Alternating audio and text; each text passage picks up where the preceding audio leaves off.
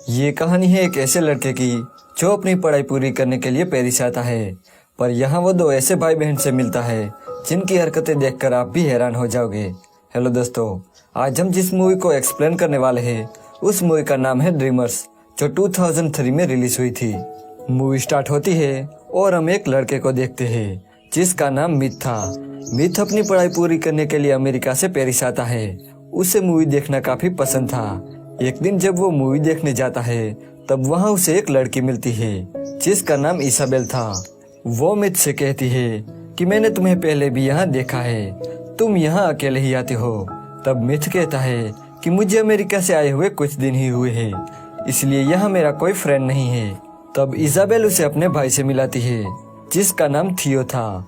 वो तीनों बैठकर बातें कर रहे थे, लेकिन तभी पुलिस वहाँ लाठीचार्ज कर देती है, जिसे बचकर ये तीनों वहाँ से भाग जाते हैं। अब मिथ उनसे मिलकर बहुत खुश था क्योंकि उसे नए दोस्त मिल गए थे। घर पहुंचकर मिथ अपनी मॉम को एक लेटर लिखता है, पर जब से वो इसाबेल से मिला है वो बस उसके बारे में ही सोचने लगता है। अगली सुबह मिथ को थियो का कॉल आता है। वो उसे अपने घर डिनर के लिए बुलाता है। मिथ जब उसके घर जाता है तब इसाबेल उसे अपनी मॉम डैड से मिलाती है। अब डिनर के टाइम इसाबेल के डैड बहुत सारा ज्ञान बांटने लगते हैं, पर मिथ का ध्यान तो बस एक ही चीज पर था, वो थी इसाबेल। डिनर के बाद इसाबेल की मॉम मिथ को आज रात यहीं रुकने को कहती है। अगले दिन इसाबेल के मॉम डैड को किसी काम से बाहर जाना था, पर जाने से पहले वो अपने बच्चों के लिए एक चेक छोड़ते हैं ताकि वो इस घर में आराम से रह सके।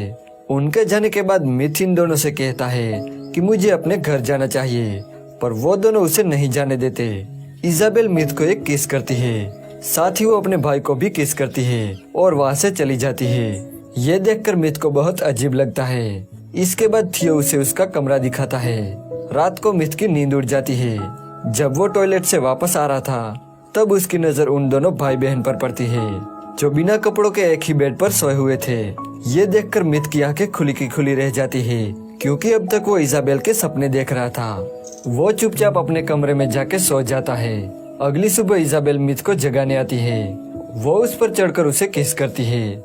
ये देखकर मिथ डर जाता है क्योंकि उसने सिर्फ अंडरवियर ही पहना था। इसके बाद इसाबेल उसे बाथरूम में ले जाती है जहाँ थियो पहले से ही बिना कपड़ों के नहा रहा था। ये देखकर मिथ थियो से कहता है कि तुम्हारी बहन यहाँ है, तुम बिना कपड़ों के उसके सामने कैसे रह सकते हो। इस पर वो दोनों कहते हैं कि हम दोनों काफी हद तक एक जैसे हैं, इसलिए हम दोनों ये सब करने में कोई शर्म नहीं रखते। थियो मिथ से कहता है कि हमारे डैड 1 महीने तक घर नहीं आएंगे, इसलिए तुम हमारे साथ इस घर में रह सकते हो। मिथ इसाबेल पर लट्टू था, इसलिए वो उसकी बात मान लेता है और उनके साथ रहने लगता है। एक रात ये तीनों गेम खेलते हैं जिसमें दोनों भाई बहन एक्ट करते हैं और मिथ को उस मूवी का नाम बताना था, पर अगर वो हार गया तो उसे एक डेयर पूरा करना होगा। पर यहाँ मिथ वो गेम जीत जाता है। तब वो दोनों भाई बहन कहते हैं कि हमें ऐसे ही किसी इंसान की तलाश थी जिसके साथ हमें एक गेम पूरा करना था। इसके बाद ये तीनों एक आर्ट गैलरी में जाते हैं। वहाँ वो तीनों रेस लगाते हैं, यही उनका डेयर था। वापस लौटते टाइम बारिश होने लगती है जिससे ये तीनों भीग जाते हैं। जब ये तीनों घर आते हैं तब थियो मिथ को अपने कपड़े देता है और ड्रिंक लेने चला जाता है। यहाँ अलमारी से मिथ को एक इसाबेल की फोटो मिलती है जिसे वो अपने प्राइवेट पार्ट में छुपा लेता है। जब थियो वापस आता है तब वो तीनों साथ में बैठकर ड्रिंक करते हैं। इसाबेल फिर से वही गेम खेलने लगती है, पर इस बार वो थियो के साथ खेल रही थी जिसमें थियो हार जाता है। तब इसाबेल उसे एक डेयर देती है जिसमें थियो को एक फोटो के सामने हिलाना था। थियो बिना किसी शर्म के उन दोनों के सामने हिलाने लगता है। इसाबेल के लिए तो ये नॉर्मल था, पर मिथ की ये सब देखकर फट जाती है। अगले दिन मिथ थियो से कहता है कि मेरी भी तो सिस्टर है, पर उन्होंने मुझे कभी ऐसा काम करने को नहीं कहा। तुम दोनों ये सब कैसे करते हो और क्यों करते हो। तब थियो उसे कहता है कि हम दोनों जुड़वा है। जब हम दोनों पैदा हुए तब हम दोनों एक दूसरे के साथ जुड़े हुए थे। हमारा शरीर अलग है पर हमारा दिमाग एक है और हम एक दूसरे के बिना जिंदा नहीं रह सकते। एक दिन फिर से ये तीनों गेम खेलने लगते हैं जिसमें एक को मूवी का डायलॉग बोलना था और दूसरे को उस मूवी का नाम गेस करके बताना था। अगर वो नहीं बता पाया तो उसे भी एक डेयर दिया जाएगा। पहले तो थियो एक मूवी को एक्ट करता है, पर उन दोनों को कुछ समझ नहीं आता, जिस वजह से मिथ और इसाबेल को एक डेयर पूरा करना पड़ता है। थियो उन्हें सबके सामने घपाघप करने को कहता है।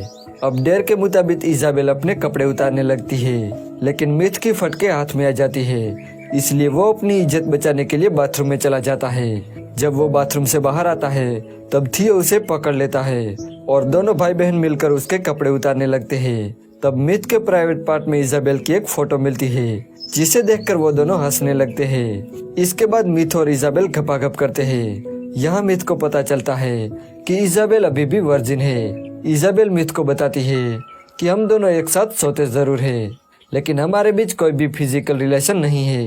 ये सुन के मिथ उसे कहता है कि अगर ये बात तुम्हारे पेरेंट्स को पता चली तो क्या होगा। इजाबेल कहती है कि ऐसा कभी नहीं होगा, और अगर उन्हें पता चल गया तो वो सुसाइड कर लेगी। कुछ दिनों बाद इजाबेल और थियो के पास पैसे जो थे वो सारे खर्च हो जाते हैं, क्योंकि अब तक वो काफी अय्याशियां कर रहे थे। अब इजाबेल घर के राशन से खाना बनाती है, पर वो खाना कोई भी नहीं खाता। अब पैसे न होने की वजह से उन्हें काम करना पड़ता है। एक दिन मिथ और थियो एक ही टब में नहा रहे थे, तब इजाबेल वहां आती है और उनके साथ नहाने लगती है। इसी बीच इजाबेल मिथ से कहती है कि तुम हमसे प्यार करते हो, ये तुम्हें साबित करना होगा। अब ये बोलकर वो दोनों मिथ के घोंसले को काटने लगते हैं। मिथ को ये सब अच्छा नहीं लगता, वो इन दोनों पर गुस्सा हो जाता है। वो उनसे कहता है कि तुम दोनों बच्चों जैसी हरकतें क्यों करते हो। मिथ इजाबेल से कहता है कि आज तक तुम्हारा कोई भी बॉयफ्रेंड इसलिए नहीं है क्योंकि तुम हमेशा अपने भाई का कहना मानती हो। मिथ के ऐसे कहने पर इजाबेल उसके साथ डेट पर जाती है, वो उसकी गर्लफ्रेंड बन जाती है। वहीं दूसरी तरफ थियो भी एक लड़की को डेट करता है और उसे घर लाकर उसके साथ गपागप करता है। जब मिथ और इजाबेल घर आते हैं तब इजाबेल देखती है कि थियो किसी और लड़की के साथ सोया हुआ है। ये देखकर इजाबेल को काफी जेलस फील होता है और वो बहुत रोने लगती है। इसके बाद थियो और मिथ साथ में वाइन पीते हैं और बातें करने लगते हैं। तभी वहाँ इजाबेल आती है और वो उन दोनों को टेंट में ले जाती है, जहाँ वो दोनों भाई बहन बचपन में सोया करते थे। अब ये तीनों बिना कपड़ों के ऐसे ही सो जाते हैं।